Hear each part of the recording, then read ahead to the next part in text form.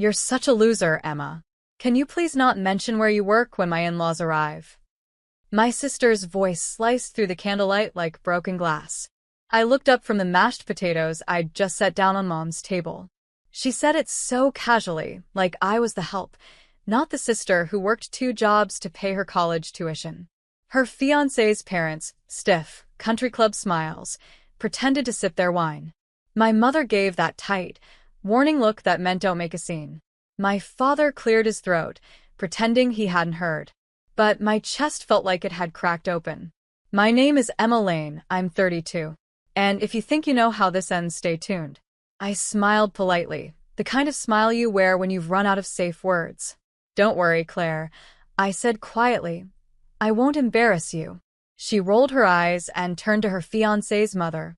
Emma works at a diner, she announced like she was sharing a charity case. Laughter rippled at the table, thin and brittle. I felt heat crawl up my neck, but my voice stayed calm. Actually, 2 diners, I corrected softly. Double shifts help when you're covering someone's tuition payments. The table fell silent. Claire's fiancé, Mark, blinked. Wait, you paid for... Let's not dwell on the past, Mom interrupted sharply, forcing a laugh that didn't reach her eyes. But the truth was already out, humming like electricity under the tablecloth. Dinner continued in awkward fragments, silverware clinking, conversations forced. I kept my eyes on my plate, counting every second until I could leave. After dessert, Claire followed me to the hallway. Why do you always have to ruin things? She hissed. Ruin what? Your curated image? I said, slipping on my coat. Don't worry. I won't be around to mess it up. Her mouth opened, but I was already walking toward the door. Outside, cold air slapped my face, and I finally exhaled. I'd spent years feeding her dreams while starving mine. But something shifted tonight. Quiet, steady, irreversible. And by the time the first rent day rolled around, she'd understand what it means when the person you call a loser stops paying your bills. The next morning, sunlight hit my kitchen window like an accusation. My phone buzzed with work notifications, but I stared at the list of automatic payments, utilities, student loan, and one that stood out like a bruise. Claire's rent. $1,450. Due on the 1st. I hovered over the cancel autopay button for a long minute before tapping it. A clean click. It was like deleting an old version of myself. The sound of the coffee machine grounded me back into my small apartment. Every surface smelled faintly of lemon cleaner and effort. I'd built this life inch by inch.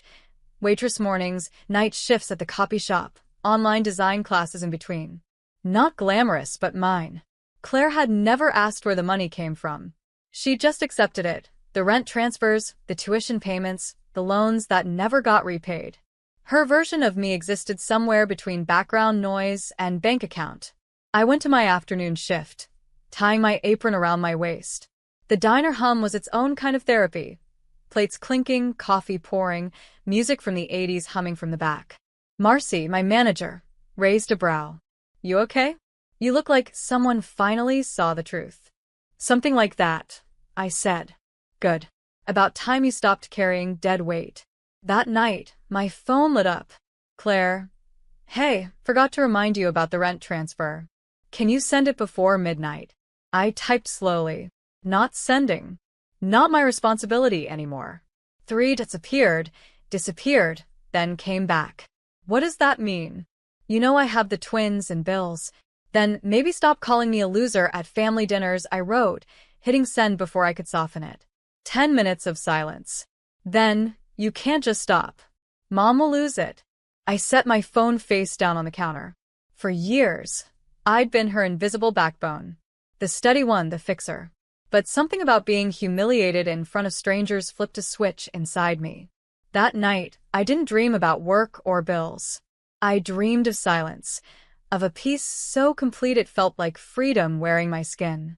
By Sunday morning, the family group chat was on fire. Mom.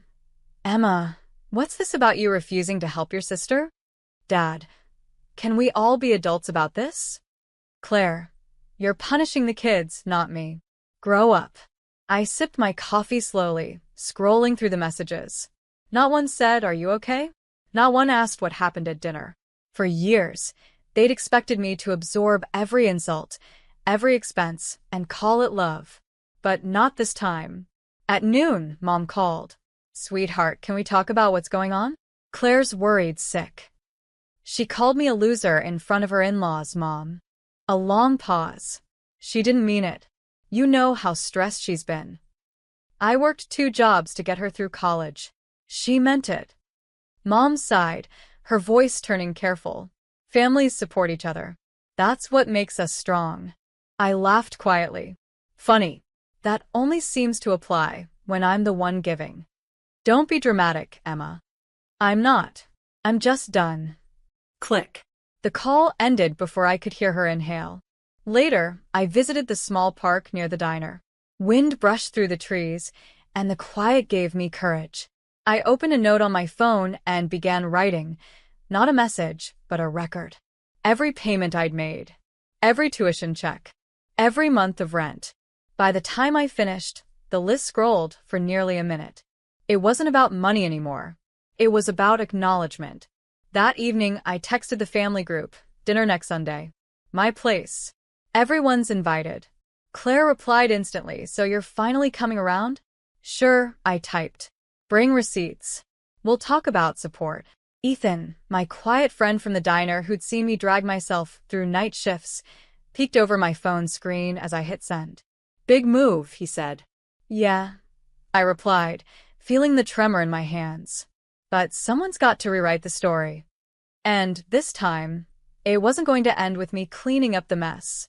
The following Sunday, my small apartment smelled like coffee and confrontation. I'd cleaned the counters twice, rearranged the chairs, then forced myself to stop fussing. They were coming not for me but for answers.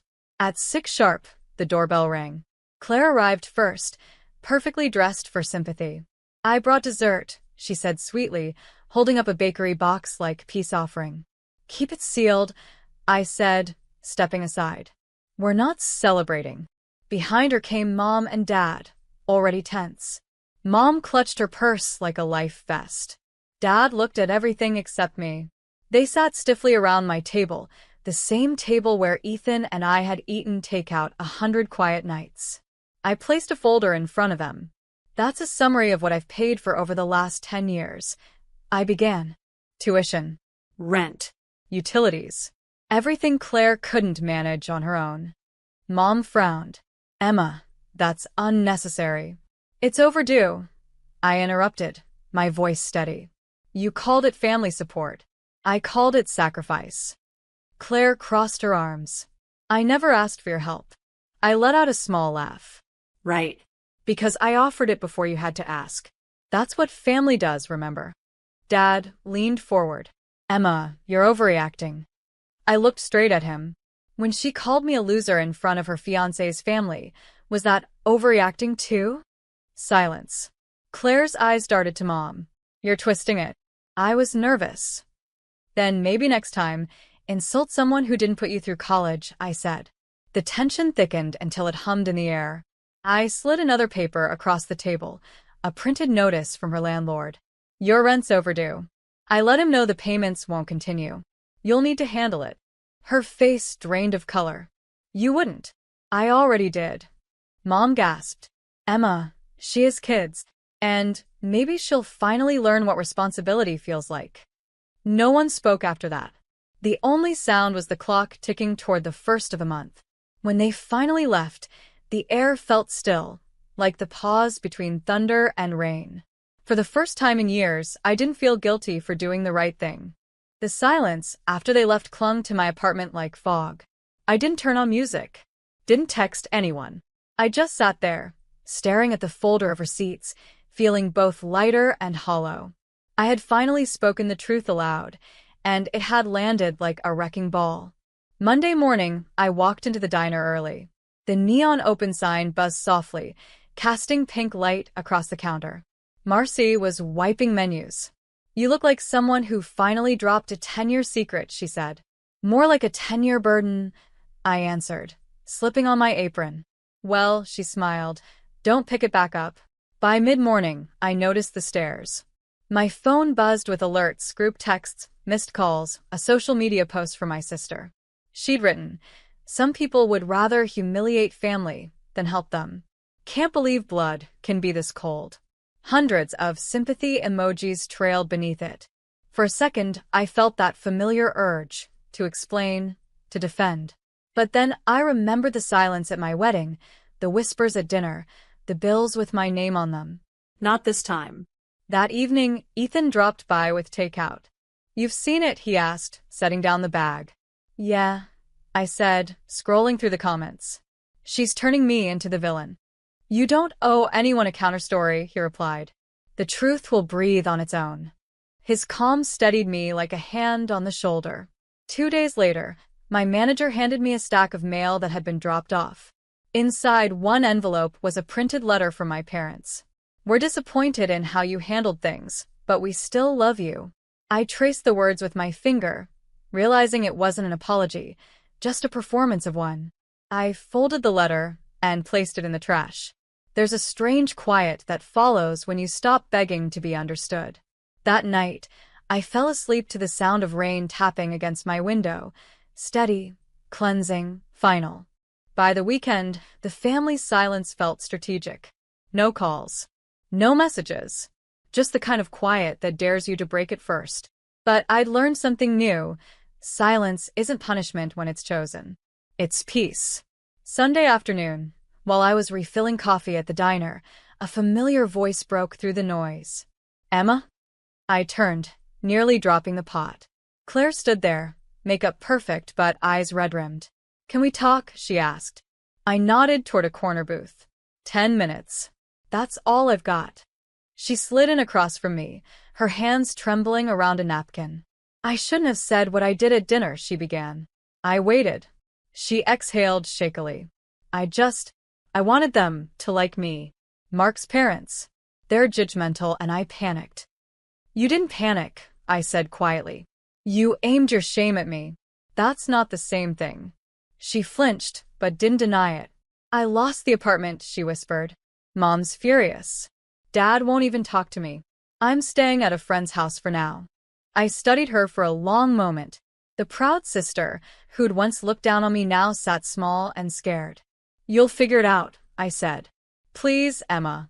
I can't do this alone." "You never had to," I said softly. "You just chose to forget who was helping you." She bit her lip. "You're really not going to help me, are you?" "I already did," I replied.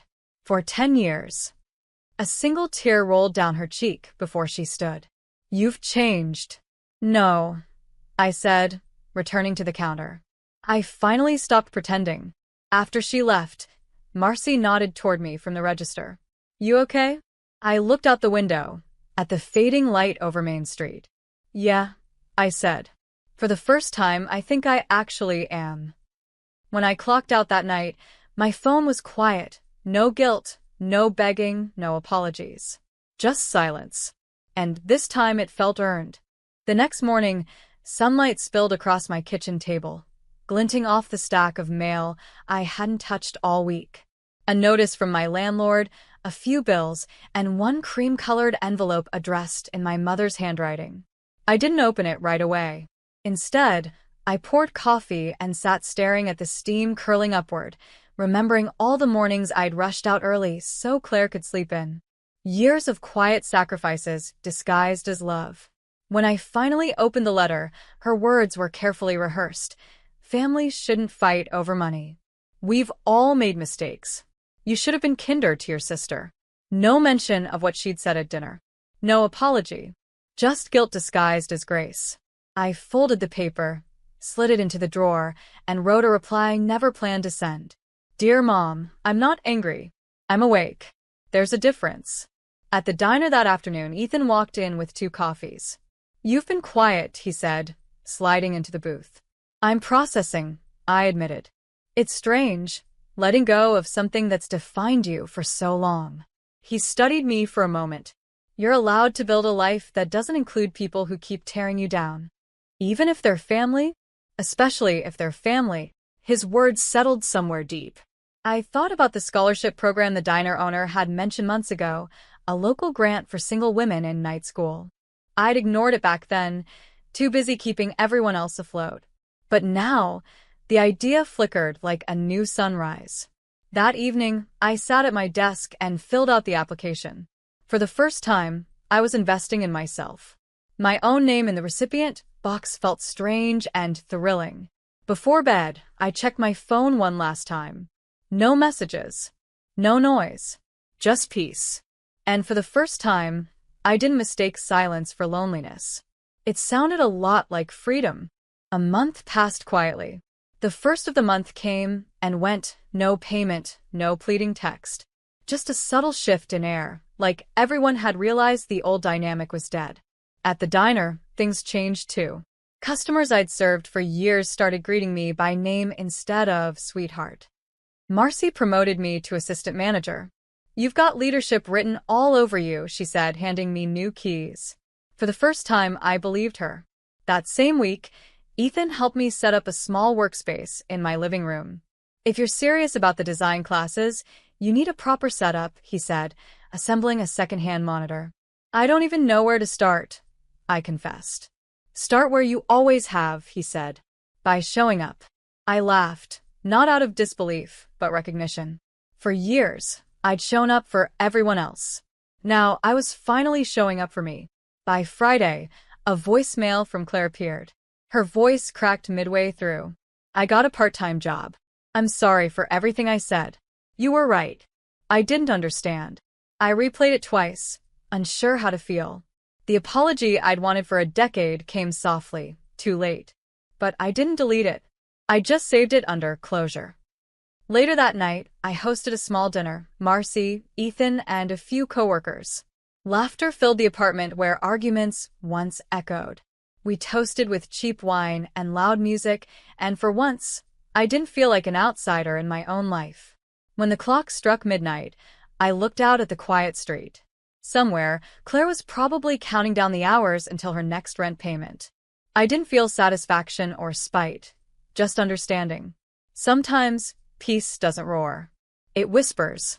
Ethan clinked his glass against mine. "To what?" he asked. "To new cycles," I said. "And to finally ending the old ones." And in that single moment, surrounded by laughter that didn't need permission, I realized. The silence I once feared had become the sound of my freedom.